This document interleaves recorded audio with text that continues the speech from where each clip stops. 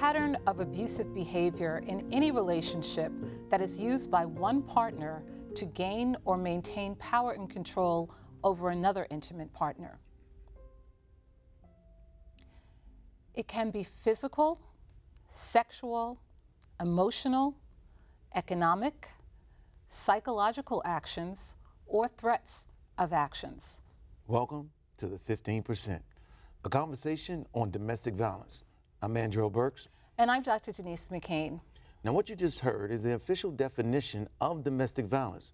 Now, over the next few weeks, we're going to take you inside of that definition to hear the stories, the impact, the solutions, and how you can be an ally in helping to break the silence of domestic abuse. October is Domestic Violence Awareness Month. And for the reality of it, you know, intimate partner violence can happen to anyone. It can happen to you. It's happened to me. Domestic violence occurs in every ethnic and racial group, among every religion, to the young and the old, and within the LGBT community. It's in every region of the world, in every state in the country, and yes, right here in the community or household that you live in. Now, our guests today are survivors of abuse. Yvette Gagnon is a member of the LGBTQ community. She was just 16 years old when she dealt with her first abusive relationship. Now, like many survivors, Yvette grew up in an abusive household watching her father beat her mother. Alejaibra is also a member of the LGBTQ community. He too knows the pain of abuse at the hands of someone who proclaims to love you. Alejaibra has been in several abusive relationships with men and women. Now, he says calling the police is pointless. And when he sought help from the church, he was told, pray the abuse away. Well, thank you both for being here. Thank you for your courage and your willingness to share your stories. Thank you for having us. We appreciate that, definitely. So as I said, you know, domestic violence, it's often generational. And you both grew up in homes where domestic violence was present. Yvette, tell us, what do you think about the role that domestic violence played in your home as it pertains to the relationships that you were in today? Well, when I was young, I saw my dad. My dad was very mean and very violent, and I got between him and my mom a couple times while they were fighting, and I ended up in the hospital once. So I decided early on that no man was going to hit me, and no man hit me. And none of my boyfriends ever hit me. But when I was 16, I dated a girl who liked to express herself with her fists. So much so that my mom saw the bruises and said, if you come home one more time with bruises like that, you're not seeing her anymore. So I ended up at 17 moving out so I could continue that abusive relationship. Wow. You were ready to leave the home. Despite what you witnessed and despite the warnings from your mother, someone who had actually gone through it, lived through it. I'll tell you, because there were rewards is what I saw, because I was getting something back for the abuse that I was suffering. All right. So when I was, you know, a kid in the home, we acted out with our fists, and there was no rewards on that. But when you're dating, then you have sexual rewards, and so I'm like, it's worth being beaten because now I'm finally getting something back, right? And then and then in my later relationships, when I got older, I was like, no, I deserve more than that, and I was not in a physical abusive relationship anymore. Well, good for you that you were able to finally identify and recognize what love really looked like. Yep, and if you don't mind if I say this, then it switched to verbal abuse and emotional, right? Because you can be in a very loving relationship, but then the verbal will start, like the beat down verbally. Like, you're never gonna amount to anything beyond what you are now. And then I'm only yelling at you because I love you and you know I care about you. And so that is what the last few years I've been working through that as well, because everything else, physically and emotionally, and the feelings, the love was there, right? And then, but then the words beating me, and I allowed it because I felt, well, she's right. I'm not going to amount to anything. I'm not going to be better than where I am right now. And it took a long time for me to process through that and then realize, you know what, I can be whatever. But I have to believe that, you know? Absolutely, absolutely. Well, what about you, Alejaibra? You know, did seeing domestic abuse as a child normalize your behavior as an adult? It did. It normalized it very much so, because I don't think domestic violence had a name in my household as a child. You know, so for me, it was just, you know, people get mad. And when people get mad, they get expressive. And this is just the way adults express themselves. This is the way expression shows up with alcohol involved. You know, this is the way expression shows up in different ways. So I thought it was, you know, to be in a relationship required insecurity. You know, When you say it required insecurity, what do you mean by that? in order to be in a relationship and to guarantee that there's love there, then it also meant that if a person wasn't insecure, if a person wasn't jealous, if a person wasn't willing to fight someone or even fight you to express their love, then love truly didn't exist there. So that was your definition. It was the miseducation. Yeah, Yeah. as to how you identified what love meant. Someone had to show those physical signs, which could have been abusive words verbally, the physical aspect of it. That was an indicator that someone loved you. Yeah. That Yeah. almost seems like you have to be a psychologist to come up with that thought process, and just that's what you're telling yourself, you know, in order to move on and just adhere to what's going on within your life at that point. But however, now, Yvette, your first abusive relationship happened when you were just a teenager. You know, I was speaking about him, you know, you being an adult trying to come up with that, you know, that summary of why he was in that abuse. But what happened to make you realize the relationship was toxic? Well, she actually broke up with me because I would have kept going.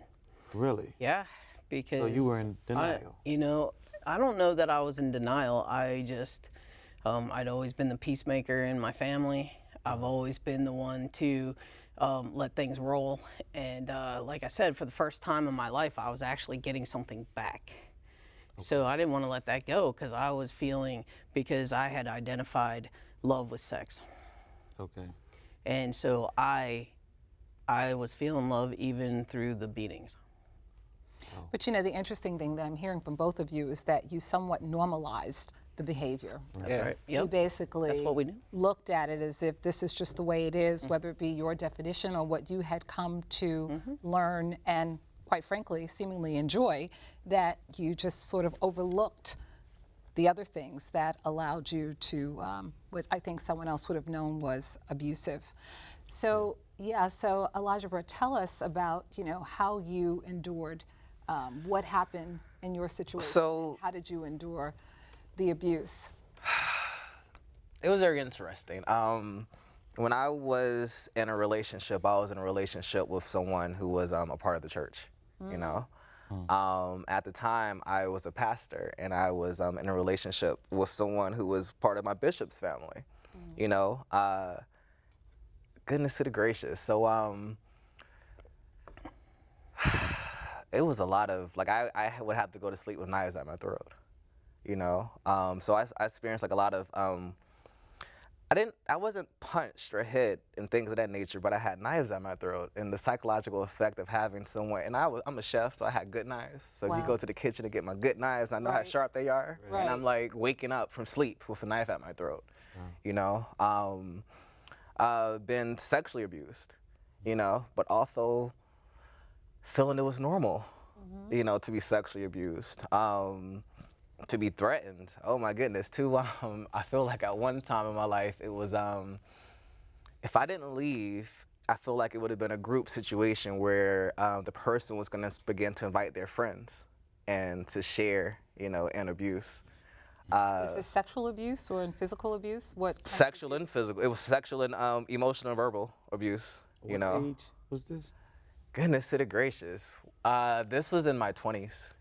20s. Yeah, this was in my 20s. I spent my 20s in early 30s, goodness to the gracious. But when you guys are sharing all of these, these issues and things, did you ever consider, reporting the abuse? Because, and what are your thoughts on domestic violence and how it's handled by police and the courts, for members of the LGBTQ community? What are your I thoughts there? tried reporting, and I don't think it was taken seriously. And I also had to overcome the shame in reporting, especially when it came to me reporting that I'm in a relationship with a man. And I promise you, the way the world is friendly as it relates to LGBTIA is not as it was early on. So having to speak to someone about being in a relationship with a man and there's abuse there, Right. and them not taking you seriously, or them not looking at you saying, well, why don't you just kick his butt? Right. That was a thing. And also shame. For me, if I wasn't sure if I was going to leave, then how could I communicate to someone that I've been abused? Right. Right. And it's unfortunate. And I will say that things have changed. I think there's a lot more awareness, a lot more sensitivity, cultural sensitivity, particularly in law enforcement, where there's greater understanding about same-sex relationships and what that looks like in domestic situations. So fortunately, we have made some progress in that area, but I have heard very much the same thing as to what you're talking about. Yvette, tell us a little bit more about what you think about the differences in how domestic violence is handled in LGBTQ communities. Have you ever called the police? Have you had any experiences or situations where you felt that you weren't being believed or taken seriously because of the fact that you were in a same-sex relationship? Nope.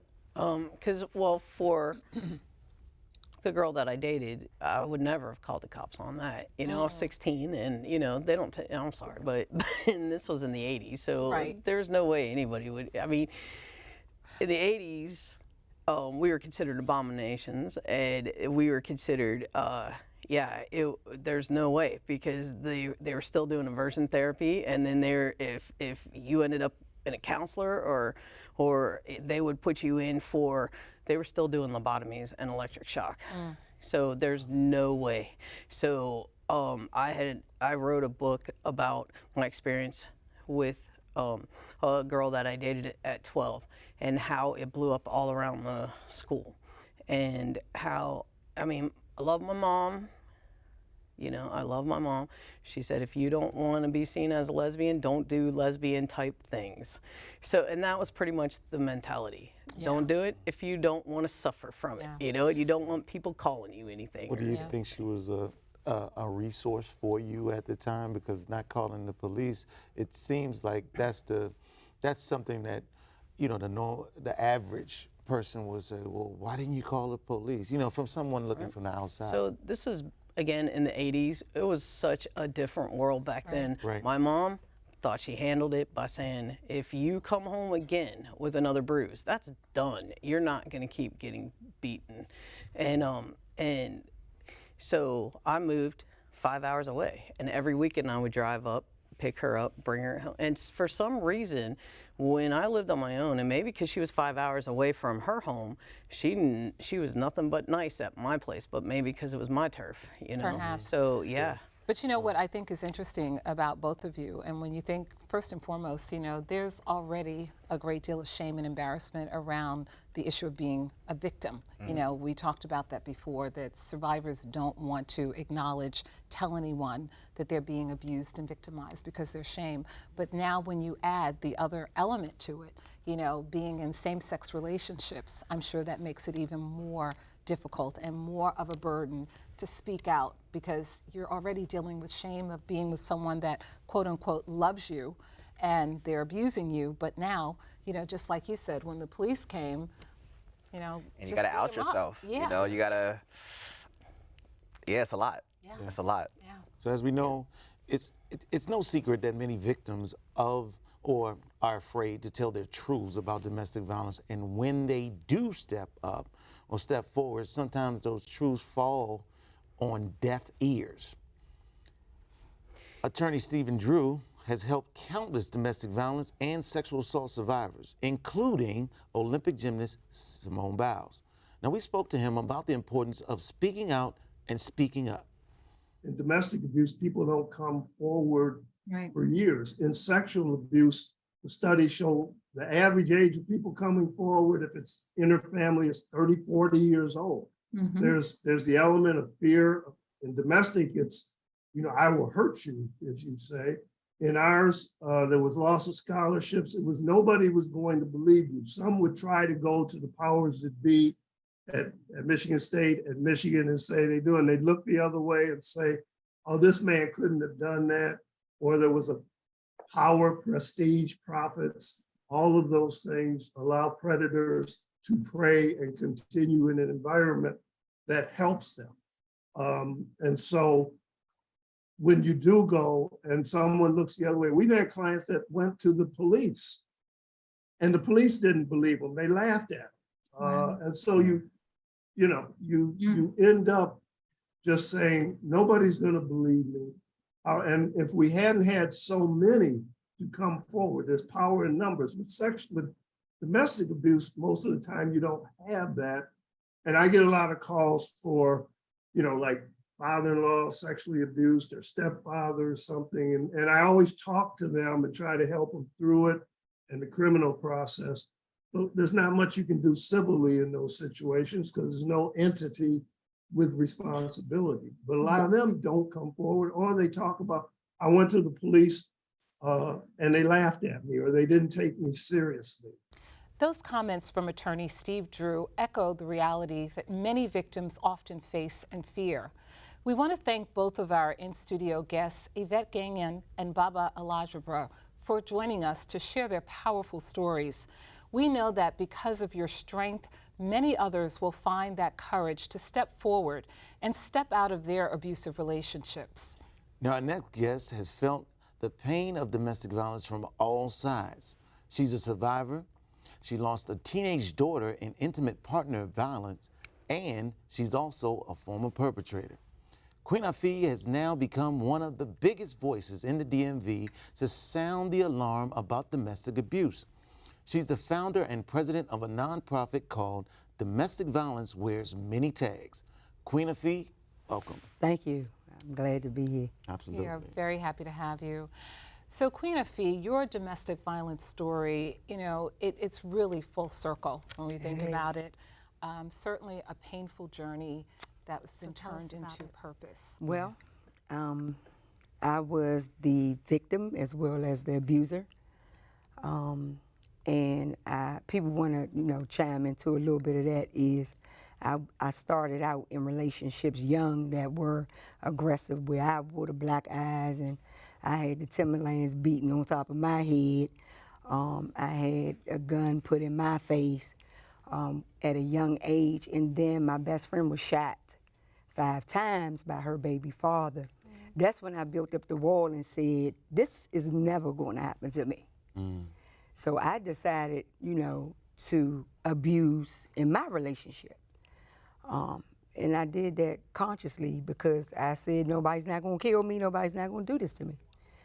So I became the person where, I was inflicting the pain, physical pain. So it was a conscious decision on your part. It was a conscious decision. You looked at what was happening, saw what was going on around you and said, this will not be my story. This will not be my story. So do you think more pain that you dished out would help protect you from being that person in the beginning? Right.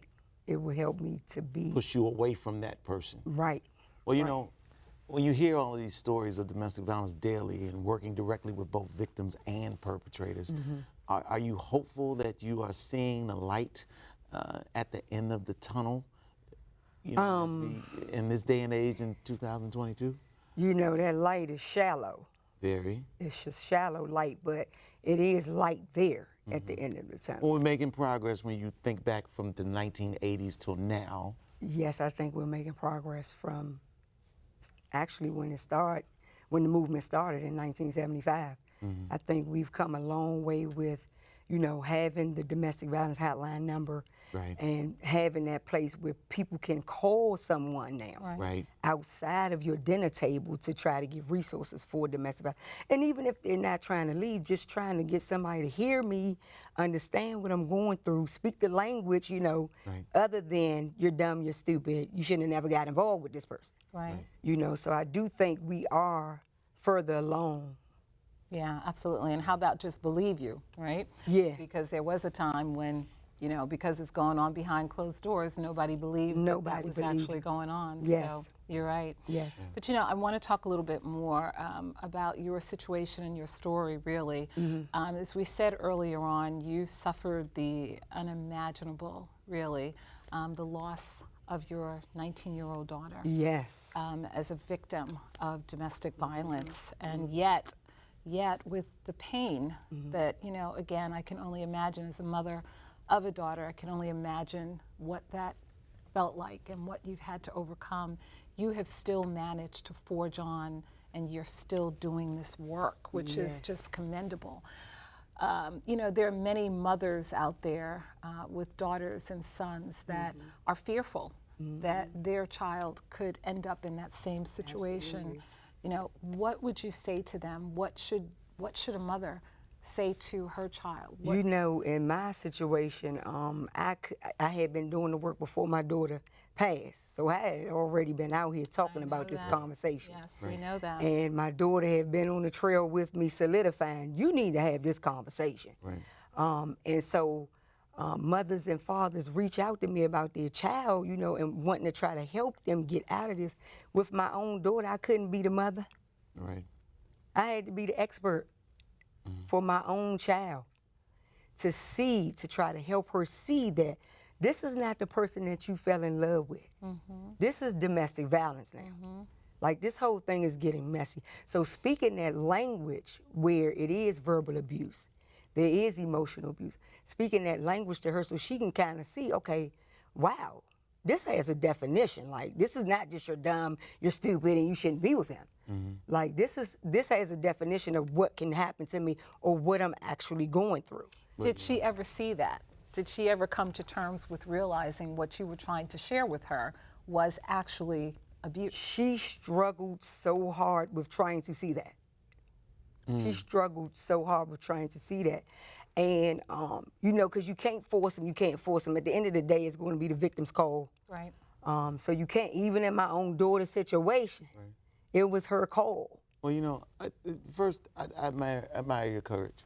And, you know, to come and speak out, continue to move forward. Absolutely. You're taking care of your granddaughter. Absolutely. I'm sure you see your daughter within All your day long. granddaughter. All day And long. just, you know, finding that, I'm not saying peace, but just finding the strength to turn it into a voice to help others. Right. And you stated about that language. So when we're talking about that particular language, we also want to talk briefly about that, you know, being a perpetrator, because often we tell our sons not to put their hands on a woman, but we don't, you know, have those same conversations to our daughters.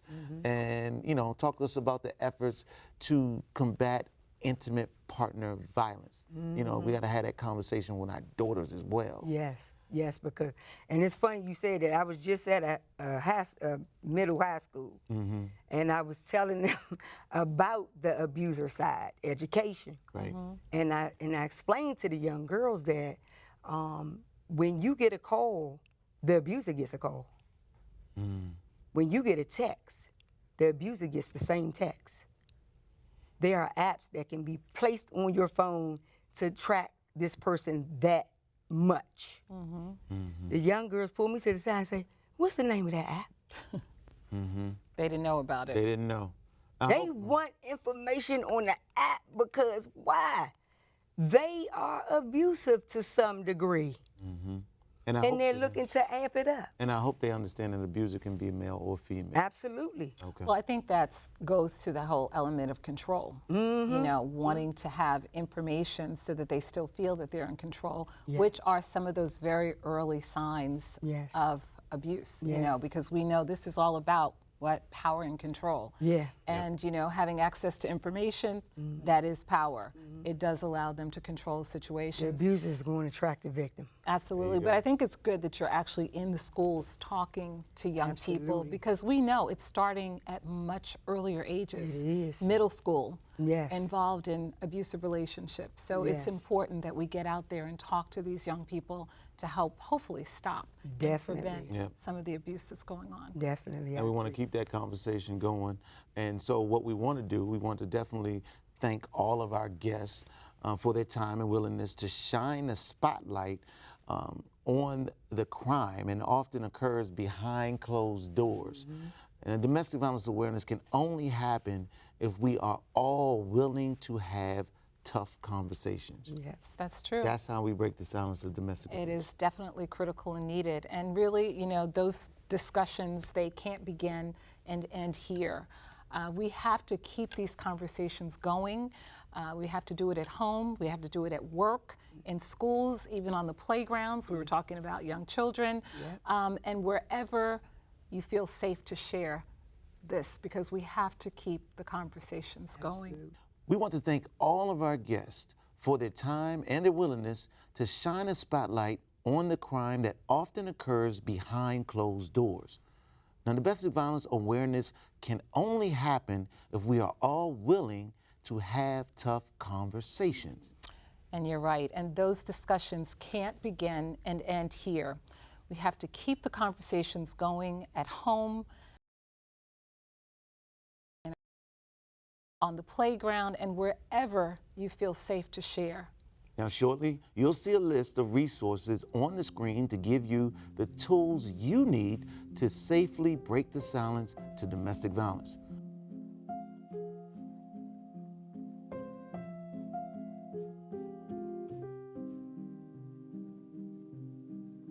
We're out of time now, but make sure you join us next time as we talk about the financial impact of domestic abuse. I'm Andrew Burks. And I'm Dr. Denise McCain. Thank you for watching, and we'll see you next time for our third installment of the 15%, a conversation on domestic violence.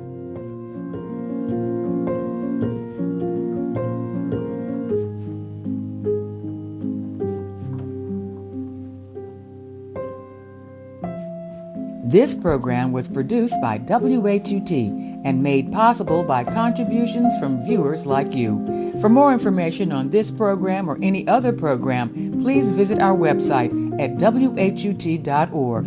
Thank you.